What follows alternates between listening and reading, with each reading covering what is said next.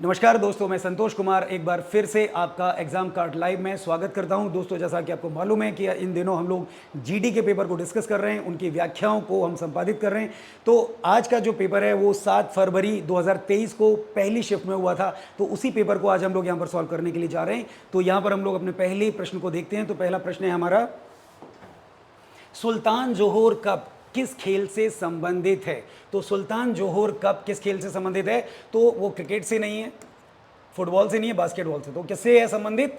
Hockey से है। तो सुल्तान जोहोर जो कप है, इसे एक तरीके से कहा जाए कि हॉकी से संबंधित ये है। और हॉकी हम लोग जानते हैं कि अपुष्ट रूप से, यानी कि अभी तक कोई आरटीआई भी लगा के पता कर लिया तो कि हॉकी हमारे देश का राष्ट्रीय खेल है या नहीं है, लेकिन फिर भी एक हॉकी का एक समय पर इतना क्रेज हुआ करता था कि जब मेजर ध्यानचंद हॉकी की एक तरीके से स्टिक घुमा दिया करते थे, तो जितना क्रेज और जितना जादू उस समय क्रिकेट का नहीं था, उससे कहीं ज़्यादा जादू इस हॉकी स्टिक का हुआ करता था। और बड़े पैमाने पर यूनिवर्सिटीज़, कॉलेजेस में हॉकी के ग्राउंड हुआ करते थे और बड़े बड़े स्तर के बहुत बड़े बड़े खिलाड़ी और हॉकी को खेलने के लिए आगे आया करते थे। लेकिन आज जो हॉकी की अगर हम हालत देखें तो बहुत बुरी है, बहुत खस्ता हालत है। आज भी हम लोग एक तरीके से ग्रास रूट पर ही एक तरीके से स्ट्रगल कर रहे हैं। तो सुल्तान जोहोर कप जो ये माना जाता है, ये कप काफ़ी हद तक सम्मानीय कप है। और ये किससे जुड़ा हुआ है? ये हॉकी खेल से जुड़ा हुआ है। हमारा अगला प्रश्न है, निम्नलिखित में से कौन सी एक कायांतरित चट्टान है? तो कायांतरित चट्टानों की अगर हम लोग बात करें तो शैल, ग्रेनाइट, बलुआ पत्थर, ये कायांतरित नहीं है। कायांतरित क्या है? क्वार्ट्जाइट। क्वार्ट्जाइट के बारे में कहा जाता है कि ये मौसम के साथ साथ बदलता है, यानी मौसम के साथ रंग बदल देता है। तो क्वार्ट्जाइट के बारे में कहा जाता है कि जैसे जैसे जलवायु या मौसम बदलता है, वैसे वैसे क्वार्ट्जाइट भी बदलता है। विश्व की सबसे बड़ी चट्टानी रूप यही है क्या? क्वार्ट्जाइट। तो इस तरीके से अगर हम लोग देखें तो जो जलवायु के हिसाब से जैसे जैसे मौसम, जैसे जैसे जो जलवायु है वो बदलती है, तो क्वार्ट्जाइट भी उसी तरीके से बदलती है। इसलिए इसको कायांतरित का मतलब काया, शरीर अपना वो बदलती रहती है, उसमें अंतर आते रहते हैं। अगला हमारा जो प्रश्न है, देखिए प्रश्न नंबर 3, निम्नलिखित में से कौन सा एक मौलिक कर्तव्य है? तो मौलिक कर्तव्यों की अगर हम बात करें तो यहां पर मैं आपको बता दूं कि जो हमारे मौलिक कर्तव्य हैं, मौलिक कर्तव्यों की अगर यहां देखें तो अधिवक्ताओं की गरिमा के लिए अपमानजनक प्रथाओं का त्याग करना, तो अधिवक्ताओं की गरिमा की बात बोली गई है, किसी भी प्रशासनिक अधिकारी की गरिमा की बात बोली गई है, और पुरुषों की गरिमा और उनके अपमानजनक प्रथाओं के त्याग की बात बोली गई है। यहाँ पर ये जो तीनों ऑप्शन है ये मौलिक कर्तव्यों में शामिल नहीं है। मौलिक कर्तव्यों में हमारा क्या शामिल है कि हम ऐसी प्रथाओं का त्याग करें जो स्त्रियों के सम्मान के विरुद्ध हो। हम लोग चांद पे चले गए, मंगल ग्रह पर चले गए और पूरी गैलेक्सी में हम जीवन उपयोगी ग्रहों की खोज कर रहे हैं, लेकिन धरती पर हम क्या कर रहे हैं कि धरती पर हम महिलाओं का पूरी तरीके से शोषण कर रहे हैं। उनका बुरी तरीके से, एक तरीके से कह लें कि कई जगहों पर उनका मानसिक और शारीरिक रूप से इतना शोषण हो रहा है कि लगता ही नहीं है कि ये भी ह्यूमन है या ये भी इंसान है। आज भी अगर हम लोग कई रूरल क्षेत्र में चले जाएं या फिर हम बहुत ही पिछड़े या अति पिछड़े क्षेत्रों में चले जाएं, वहां पर महिलाओं की स्थिति पांव की जूती से ज़्यादा नहीं है। वो सिर्फ और सिर्फ एक तरीके से माना जाए कि घर के कामकाज निपटाना, बच्चों को पालना, सबकी सेवा करना और माता अन्नपूर्णा की तरीके से सबकी सेवा के लिए हमेशा वो हाथ जोड़ के खड़ी रहे कि यस बॉस और आपको क्या चाहिए। मतलब उसका दुख, उसका दर्द, उसकी तकलीफ, उसकी बीमारी, उसकी इच्छाएं, उसकी खुशी कोई मायने नहीं रखती है। जिस दिन औरत ये कोशिश करती है कि उसे भी खुश रहना है, उसे भी दुनिया देखनी है, उसे भी वही जिंदगी जीनी है जो पुरुष जीते हैं, ध्यान रखना उसी दिन से औरत बदचलन और क्या कहने लगेंगे लोग कि यार ये औरत अलग टाइप की है, यानी कि ये औरत किसी भी तरीके से मतलब चरित्रवान नहीं है, यानी कि आप सीधे सीधे चरित्र पर उंगली उठा देंगे अगर वो पुरुषों वाली जिंदगी जीने पर आ जाती है। तो यहां पर ऐसी प्रथाओं का त्याग करें जो महिलाओं को पूरी तरीके से, स्त्रियों को सम्मान नहीं देते हैं।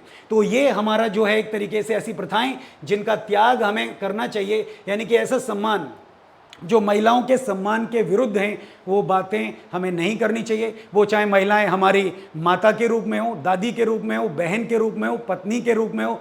बिल्कुल घर में भी अगर हम लोग देखते हैं कि बहनें तब तक अच्छी हैं जब तक प्रॉपर्टी यानी संपत्ति में हिस्सा नहीं मांगती। एक बार बहनें हिस्सा मांग के देखें, बिल्कुल मैं बता रहा हूं तलवारें खिंच जाएंगी, भाइयों के मुंह षटकोण बन जाएंगे।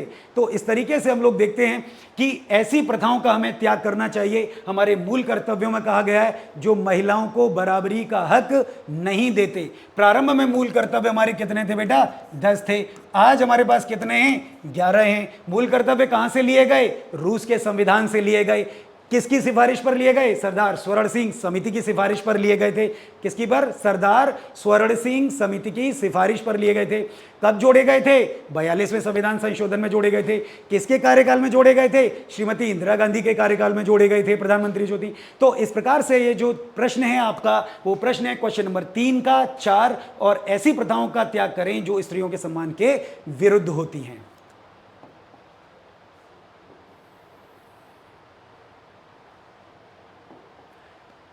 The dash of a country is measured by the development of manufacturing industries। तो यहां पर देखते हैं कि हम मैन्युफैक्चरिंग इंडस्ट्रीज यानी कि पूरी तरीके से निर्माण उद्योग की बात हो रही है, वो उसको एक तरीके मेजर का खासकर हम कैसे उसको विकसित करेंगे? तो डेप्ट के माध्यम से भी नहीं करेंगे, एक्सपेंडिचर के माध्यम से भी नहीं करेंगे, लाइबिलिटी के माध्यम से भी नहीं करेंगे, हम करेंगे इकोनॉमिक स्ट्रेंथ के माध्यम से। अगर हम आर्थिक रूप से संभलें, आर्थिक रूप से अगर हमारे पास मजबूती है, तो हम किसी भी व्यापार को, किसी भी इंडस्ट्री को हम ऊंचाइयों तक पहुंचा सकते हैं। हम किसी भी प्रकार का जोखिम उठा सकते हैं। हम कर्ज लेके व्यापार को ऊंचाइयों तक नहीं लेके जा सकते, क्योंकि इधर आपने कर्जा लिया, उधर आपने कोई काम शुरू किया, पता चला काम बंद हो गया, काम नहीं चला और आप कर्ज में डूब गए। तो यानी कि जो इकोनॉमिक स्ट्रेंथ है वो व्यापार की ऊंचाइयों के लिए, व्यापार के चरमोत्कर्ष के लिए, व्यापार की तरक्की के लिए पैसे का होना बेहद आवश्यक है। यानी पैसा प्लस ब्रेन आपके पास यदि है तो डेफिनेटली आपका जो इकोनॉमिकल स्ट्रेंथ है वो आपको काफी ऊंचाइयों तक लेकर के जाएगा। तो जो ऑप्शन नंबर 4 का जो क्वेश्चन नंबर 4 का जो ऑप्शन नंबर 1 है वही सही है। यहां देखिए क्वेश्चन नंबर 5, निम्नलिखित में से कौन सी गतिविधि अर्थव्यवस्था के तृतीयक क्षेत्र से संबंधित है? तृतीयक वही टर्चरी। यहां पर देखिए कि कपड़ा बुनना, ऑटोमोबाइल निर्माण, मत्स्यन, तो कोई प्रारंभिक है, कोई द्वितीयक है, यहां पर हम लोग देख रहे हैं, है ना। यहां पर जो तृतीयक है वो क्या है? भंडारण है, गोडाउन में इकट्ठा करना, वो भंडारण का कार्य हो रहा है। बिल्कुल ऐसे मान लीजिए कि किसी मैन्युफैक्चरर ने कोई चीज मैन्युफैक्चर की, कोई भी वस्तु उसने बनाई, और उसके बाद में जो होलसेलर होते हैं वो भंडारण करते हैं। होलसेलर क्या करते हैं? भंडारण करते हैं। किसके लिए करते हैं? रिटेलर के लिए करते हैं। तो भंडारण वो अपने यहां पर करके रखते हैं ताकि जब रिटेलर को इन वस्तुओं की आवश्यकता होगी तो वो उन रिटेलर्स को ये आसानी से माल उपलब्ध करा सकेंगे। हम उनको ये ना कहना पड़े कि भाई अभी कंपनी से माल आएगा तब आपको मिलेगा, तो ऐसे तो दुकानदारी बर्बाद हो जाएगी। तो भंडारण जो होता है वो होलसेलर करते हैं और रिटेलर को वहीं से वो आपूर्ति यानी सप्लाई देना प्रारंभ कर देते हैं। तो इस प्रकार से आप देखिए जो भंडारण है वो तृतीयक क्षेत्र के अंतर्गत आता है। तो यहां पर देखिए कि तृतीयक क्षेत्र किसके तहत आता है? ये तृतीयक क्षेत्र के अंतर्गत आता है। अगला हमारा देखिए, निम्नलिखित में से कौन जून 2022 में सूरमा त्रिपुरा की विधानसभा के सदस्य बने? है ना, निम्नलिखित में से कौन जून 22 में सूरमा त्रिपुरा की विधान के सदस्य बने?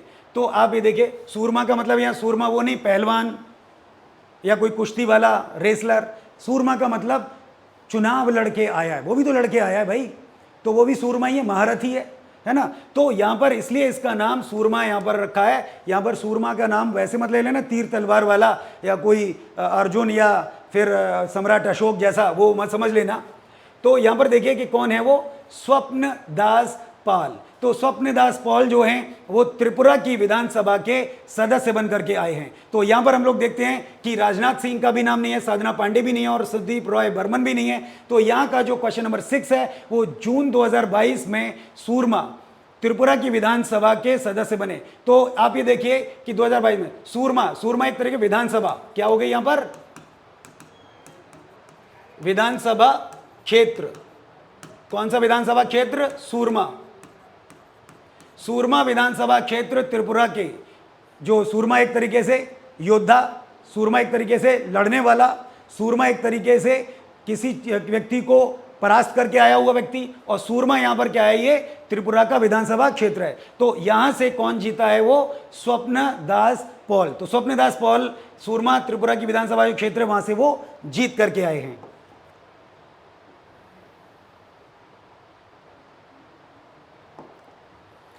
क्वेश्चन नंबर 7, अनबुझा चूना कैसे निर्मित होता है। तो अनबुझा चूना वो कैसे तैयार होता है, तो वो देखिए कि वो आप मान के चलिए कि तापन पर कैल्शियम कार्बोनेट के कैल्शियम ऑक्साइड और कार्बन ऑक्साइड में अपघटन होता है। यानी कि अपघटन के बाद ये क्या बनता है, कैल्शियम कार्बोनेट का जो कैल्शियम ऑक्साइड है कार्बन डाइऑक्साइड के साथ जब वो अपघटन करता है तो क्या बन जाता है, वो अनबुझा चूना बन जाता है।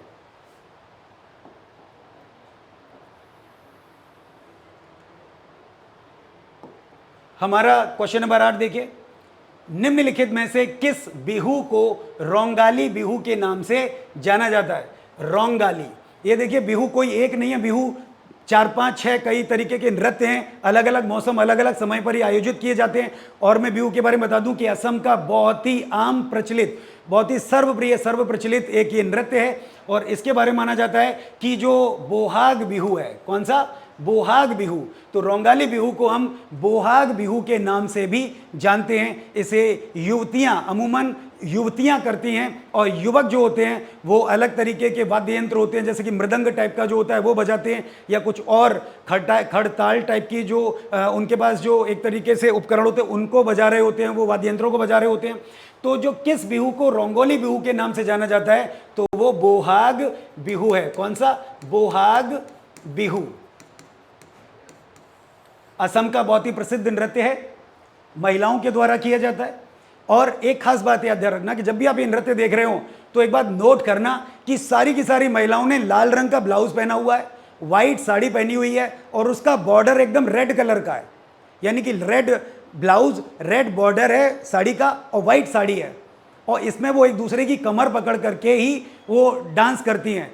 3 कदम वो आगे झुकती हैं, 3-4 कदम वो पीछे हटती हैं, और फिर 2-3 कदम वो आगे बढ़ती हैं, फिर 2-3 कदम पीछे आती हैं। इस प्रकार का ये जो बोहाग बिहू है, इसे रोंगाली बिहू के नाम से भी जाना जाता है।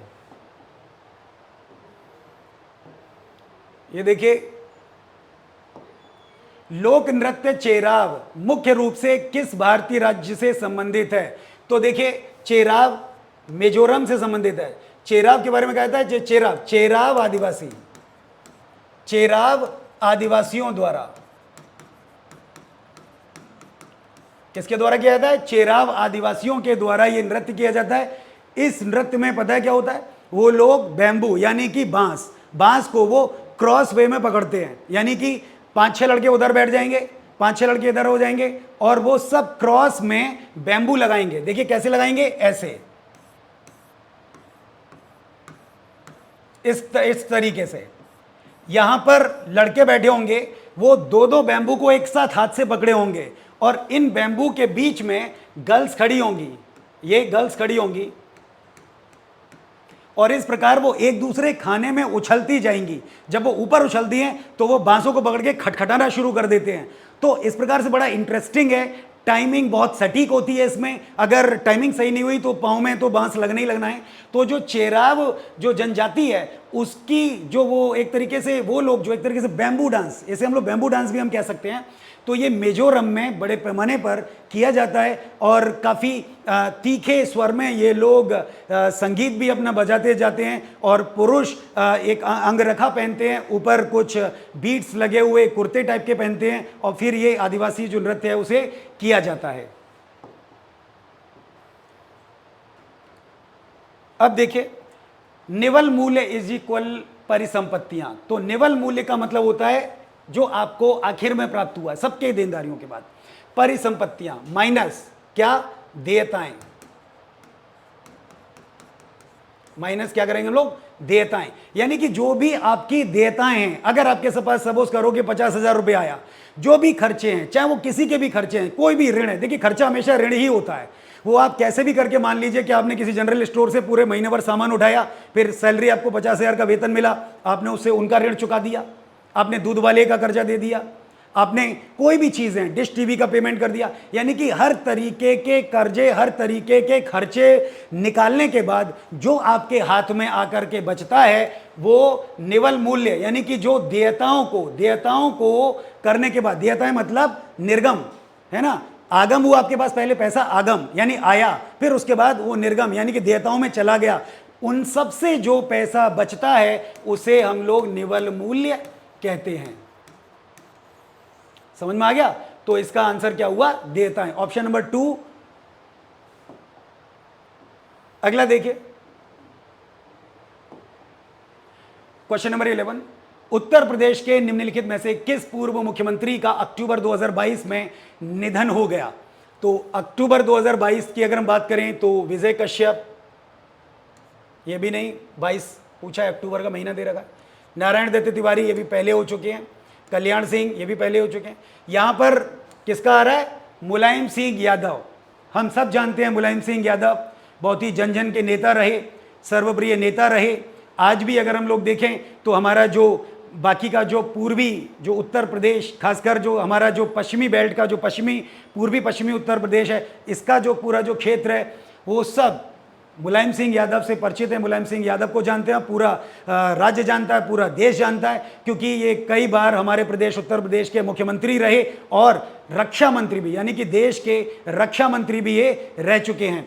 तो मुलायम सिंह यादव के बारे में कहा जाता है कि इनको ग्रास रूट स्तर से जाना जाता है और ग्रास रूट स्तर के ये नेता थे।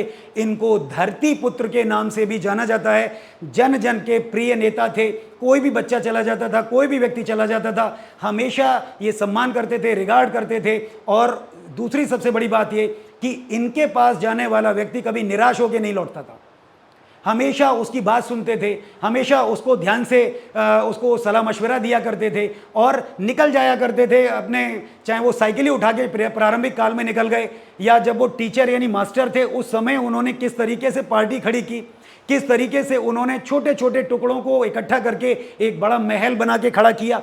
तो ये जो सारी चीज़ें हैं ये कोई मामूली व्यक्ति नहीं कर सकता था। ये अगर हम लोग देखें तो इनका जो शौक था वो पहलवानी का शौक था, पहलवानी का शौक रखते थे हमारे मुलायम सिंह यादव जी। तो इस तरीके से अगर देखें एक जनप्रिय नेता जो हमारे देश और प्रदेश ने खोया अक्टूबर के महीने 2022 में, तो वो मुलायम सिंह यादव हैं। और कहते हैं कि इनकी जो क्षति है, इनकी जो एक तरीके से कह लें कि कमी है, वो दोबारा नहीं कोई भरपाई कर सकता है। पद्म भूषण इनको बाकायदा प्रदान किया गया भारत सरकार की तरफ से।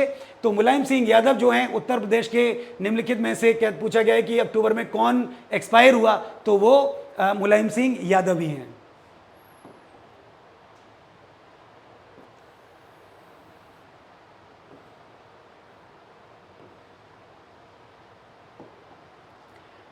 क्वेश्चन नंबर 12, भारत में कौन से दो सामाजिक समूह हैं जो गरीबों के प्रति अत्यंत संवेदनशील हैं? भारत में कौन से दो सामाजिक समूह, तो कौन से दो सामाजिक समूह गरीबी के प्रति संवेदनशील हैं? तो यहां पर देखिए, सवर्ण और ब्राह्मण ये गरीबों के प्रति कितने संवेदनशील हैं?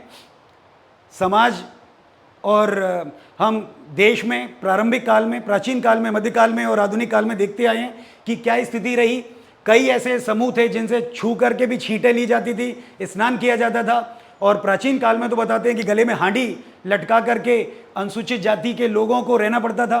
तो बहुत बुरी स्थिति थी। है ना। ये जैसा कि हम लोग पढ़ते हैं, क्योंकि मैं तो इतना प्राचीन नहीं रहा, मैंने अपनी आंखों से इस तरीके का कोई डिस्क्रिमिनेशन नहीं देखा ज़्यादातर। हालांकि बस वही था कि भाई बर्तन जो हुआ करते थे, कोई एससी का आ गया तो घर में बर्तन होते थे तो वो एक कोने में रख दिए जाते थे कि भाई इसमें चाय इसको पिलाई जाएगी। तो ये चीज़ें तो थी, लेकिन हम लोग देखते हैं कि सामाजिक समूह गरीबों के प्रति अत्यंत संवेदनशील। तो अत्यंत संवेदनशील, भारत में कौन से दो सामूहिक समूह हैं जो गरीबी के प्रति अत्यंत संवेदनशील हैं, यानी कि जो सबसे ज्यादा गरीब हैं? तो सवर्ण और ब्राह्मणों की अगर हम बात करें तो ये दो वर्ग अमूमन धन के मामले में, है ना, या फिर प्रतिष्ठा के मामले में, व्यापार के मामले में, काम धंधे के मामले में ये काफ़ी आगे रहे। इनको किसी भी तरीके से इन्होंने गरीबी नहीं देखी, ना इन्होंने किसी भी तरीके की उपेक्षा ज़्यादा इनको देखनी पड़ी। हाँ, ऐसा नहीं कह सकते कि सारे ही लोग हैं, पर गेहूं में कुछ गुण तो मिल ही जाते हैं। तो उसी प्रकार अगर हम लोग देखें, सबसे ज़्यादा अगर कोई गरीबी रेखा में जी रहा है या फिर गरीबी के प्रति अत्यंत संवेदनशील गरीबी कोई झेल रहा है, तो वो अनुसूचित जाति और अनुसूचित जनजाति के लोग हैं। इनके बारे में कहा जाता है कि देश में जो गरीबी रेखा है उसमें इनका बहुत बड़ा योगदान है। ये बहुत ज़्यादा, ये समूह में आपको बीमार लोग ज़्यादा मिलेंगे, पीड़ित लोग ज़्यादा मिलेंगे, होमलेस लोग ज़्यादा मिलेंगे, बहुत ही सीमांत किसान मिलेंगे, आपको रोजगार की तलाश में भटकते हुए मिलेंगे ये। और सबसे बड़ी बात ये कि कई तरीके के व्यसनों में भी यही आपको संलिप्त मिलेंगे, यानी कि इनमें बुराइयां भी घर कर चुकी हैं। क्योंकि गरीबी के तौर पर देखा जाए तो ये जो सामूहिक समूह है ये बहुत ज़्यादा गरीबी से जूझ रहा है। तो आपको अगर कहा जाए कि इस तरीके की जो सोच के लोग हैं वो आपको अनुसूचित जाति और जनजाति के अंतर्गत मिल जाएंगे। क्वेश्चन नंबर 13, हर्षवर्धन ने नर्मदा नदी पार करके दक्कन की ओर बढ़ने की कोशिश की, तब चालुक्य नरेश डैश, यानी कि चालुक्य नरेश कौन थे? तो नो डाउट पुलकेशिन द्वितीय। कौन थे? चालुक्य। तो चालुक्य नरेश थे कौन? पुलकेशिन द्वितीय।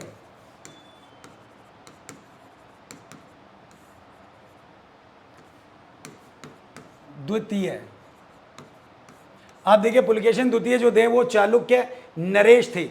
इनका बाकायदा युद्ध हुआ कहां? दक्कन, है ना, कहां पे? नर्मदा नदी के तट पर। नर्मदा नदी के तट पर इनका युद्ध हुआ हर्षवर्धन के साथ में, और हर्षवर्धन को इन्होंने शिकस्त दी थी। और हर्षवर्धन को परास्त करने के बाद पुलकेशिन द्वितीय ने एक उपाधि धारण की थी जिसका नाम था परमेश्वर। किसकी उपाधि धारण की थी? परमेश्वर की उपाधि धारण की थी। अगर हम लोग चंद्रगुप्त, समुद्रगुप्त और इनकी अगर हम बात करें तो ये गुप्त वंश के हैं। तो यहाँ पर इन्होंने पुलकेशिन द्वितीय यानी कि जो हर्षवर्धन का है वो गुप्त वंश के शासकों के साथ कोई युद्ध नहीं हुआ था, क्योंकि ये अमूमन गुप्त काल के लोग हैं, गुप्त काल के शासक हैं ये लोग, ठीक है। तो पुलकेशिन द्वितीय जो हैं वो चालुक्य थे, तो चालुक्यों के साथ युद्ध हुआ था किसका? हर्षवर्धन का।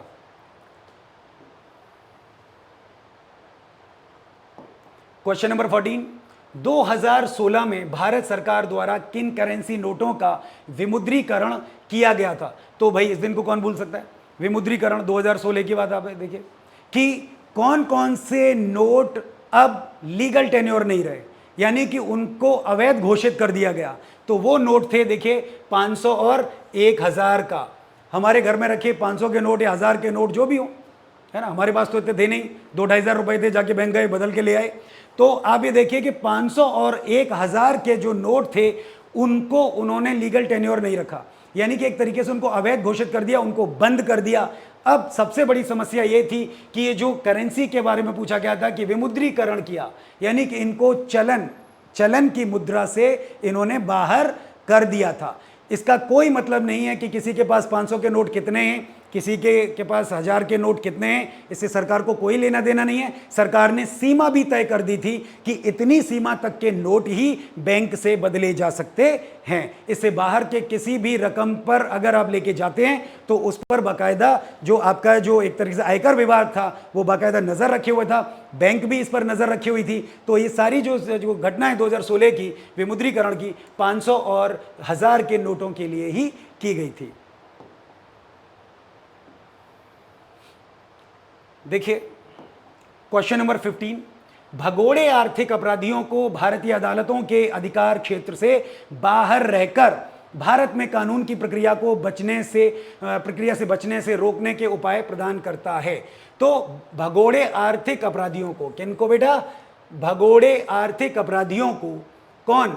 भारतीय अदालतों के अधिकार क्षेत्र से बाहर रहकर भारत में कानून की प्रक्रिया से बचने से रोकने के उपाय प्रदान करता है। तो भगोड़ा आर्थिक अपराधी अधिनियम 2018, तो भगोड़ा आर्थिक अपराधी अधिनियम 2018 के अनुसार ये रोकने के उपाय प्रदान करता है, भारत में कानून की प्रक्रिया से बचने के।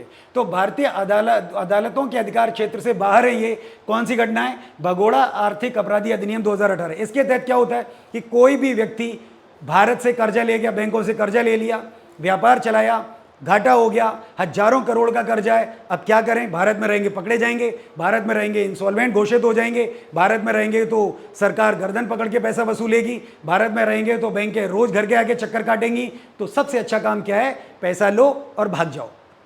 यही हुआ कि उन्होंने पैसा लिया, सूटकेस बंद किए और विदेशों में पैसा हवाला कर दिया और फाइनली एक दिन खुद भी प्लेन से उड़ गए।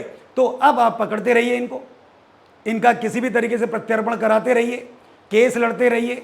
हर देश के अलग कानून हैं, कोई प्रत्यर्पण संधि को मानते हैं, कोई नहीं मानते हैं, है ना। तो इस तरीके से ये जो एक तरीके मैं बात बताऊं कि भगोड़े आर्थिक अपराधियों को भारतीय अदालतों के अधिकार क्षेत्र से बाहर रहकर भारत में कानून की प्रक्रिया से बचने से रोकने के उपाय प्रदान कौन करता है? भगोड़ा आर्थिक अपराधी अधिनियम 2018 करता है। प्रश्न नंबर 16, दिए गए कथनों में से कौन सा सही है ना। तो अब यहां पर देखिए कौन सा सही है। तो अम्ल लाल लिटमस को नीला कर देता है। तो यहां पर दे रहे हैं कि ना तो एक ना तो दो, यानी कि आप देखिए ये लाल लिटमस अम्ल जो होता है, एसिड होता है, वो लाल लिटमस को नीला कर देता है। और दूसरा है अम्ल स्वाद में कड़वे होते हैं। तो आप ये देखिए दोनों ही हमारे जो एक तरीके के ये जो ऑप्शन है वो दोनों ही यहाँ पर गलत है। ना तो इसका ए ऑप्शन सही है और ना ही यहाँ पर इसका बी ऑप्शन जो है वो सही है, क्योंकि अम्ल जो है कड़वे नहीं होते हैं, अम्ल खट्टे भी हो सकते हैं, अम्ल तीखे भी हो सकते हैं, अम्ल गंध युक्त हो सकते हैं, अम्ल रंगहीन हो सकते हैं। इस तरीके से अगर हम लोग देखें तो अलग अलग तरीके से अम्लों के बारे में जो व्याख्या है वो अलग तरीके से देखने को मिलती है।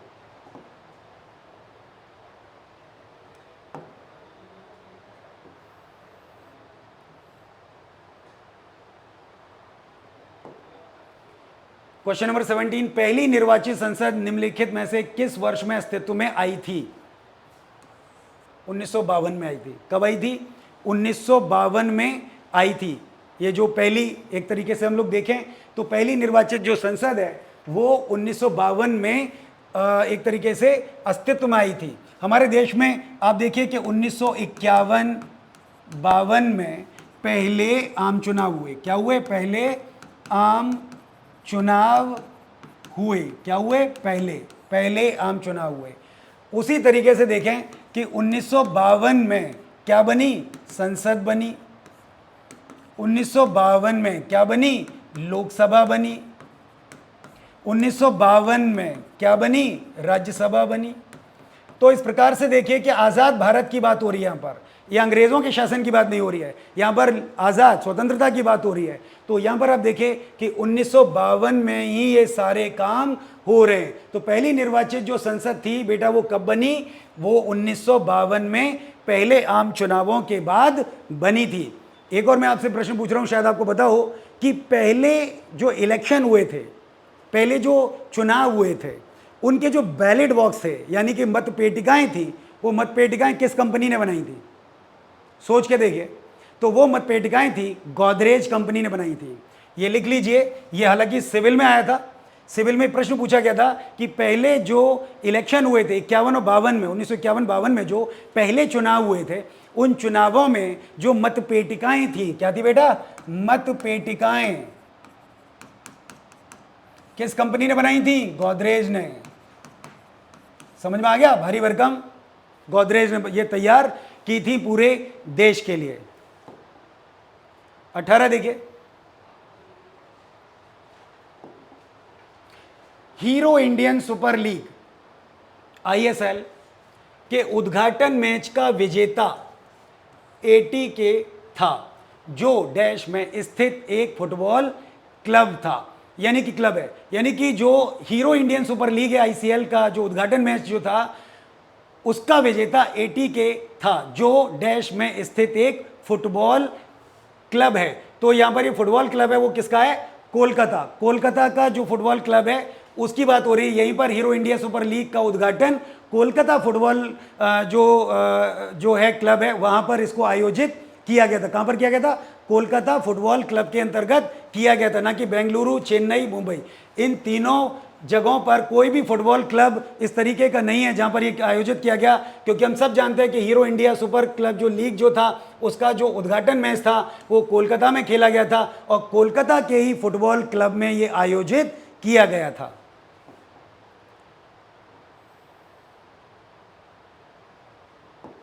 अगला देखिए, गोपिका वर्मा। गोपिका वर्मा ने डैश के लिए 2018 संगीत नाटक अकादमी पुरस्कार जीता था। किसने? गोपिका वर्मा। तो गोपिका वर्मा ने मोहिनी अट्टम के लिए जीता था। किसके लिए जीता था? मोहिनी अट्टम। मोहिनी अट्टम के लिए ये एक इनको प्रदान किया गया है, क्या? अकादमी पुरस्कार इनको प्रदान किया गया था। अब ये जो गोपिका वर्मा कहाँ की रहने वाली है? केरल। कहाँ की रहने वाली है? केरल की रहने वाली हैं।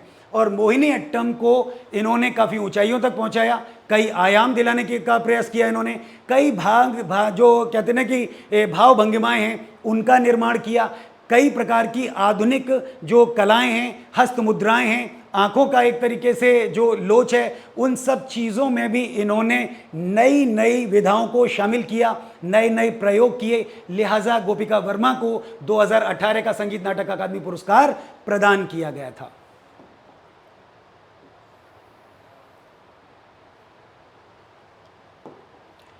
वे 1893 में यहां पर देखिए वे 1893 में शिकागो में हुई विश्व धर्म संसद में दिए गए उनके भाषण के लिए लोकप्रिय हैं। यहां वे कौन हैं?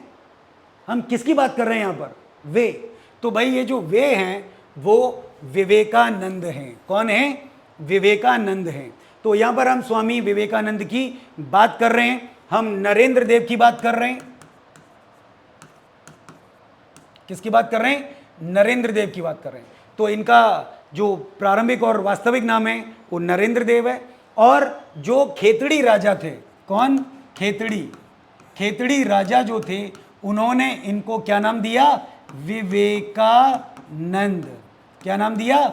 विवेकानंद। और संभवतः कहा जाता है कि उनकी शिकागो यात्रा को फाइनेंस भी एक तरीके से उस जो यात्रा हुई थी उसको पूरी तरीके से इन्होंने धन संपदा उपलब्ध कराने का प्रयास किया था या करवाया था, क्योंकि पहले भी विदेश जाना इतना आसान नहीं था। तो धर्म संसद जहां पर इन्होंने सबसे पहले अपना उद्बोधन किया था, मेरे प्यारे बहनों और भाइयों, यानी ब्रदर और सिस्टर से लेकर के इन्होंने शुरुआत की थी और धर्म पर चर्चा की थी कि धर्म क्या है। शून्य पर भी इन्होंने बहुत बड़ा व्याख्यान दिया था और बताया था कि किस प्रकार से शून्यवाद जो है वो हमारी भारतीय संस्कृति का एक मूल तत्व है। तो अब इसे हम धर्म के ऊपर भी कह सकते हैं, हम इसे एक तरीके से इनकी अपनी खुद की राय भी कह सकते हैं। ये एक तरीके से हम इस चीज़ को देख सकते हैं। तो 1893 में जो शिकागो में धर्म संसद हुई थी उसमें जो वे शब्द है वो किसके लिए प्रयोग किया गया है? विवेकानंद जी के लिए प्रयोग किया गया है। तो यहां मैंने आज आपको कुछ क्वेश्चन जो थे वो बताने और समझाने की कोशिश की थी। ये प्रयास किया था कि ये हम आपको किसी भी तरीके से बताने के उसमें आ सकें कि हम आपको बता पाएँ कि भाई इनकी व्याख्याएं क्या है। कुछ छोटी व्याख्याएं हैं, कुछ बड़ी व्याख्याएं, कहीं हो सकता है जल्दबाजी में, हड़बड़ाहट में हम कुछ का कुछ बोल गए हों, तो उन चीज़ों को भी आप देख लीजिए। तो ऐसे में मैं आपको बता रहा हूं कि ये जो आपको अब मैं आपको यहां बताने की कोशिश कर रहा हूं कि best book for SSC constable GD, यहां पर हम लोग देखते हैं कि best book for SSC constable GD की हम बात कर रहे हैं। ये एक किताब है, बहुत बेहतरीन किताब है और ये आपके लिए अग्रवाल एग्जाम कार्ड लेकर के आए हैं और दावा करते हैं पेपर पक्का फंसेगा।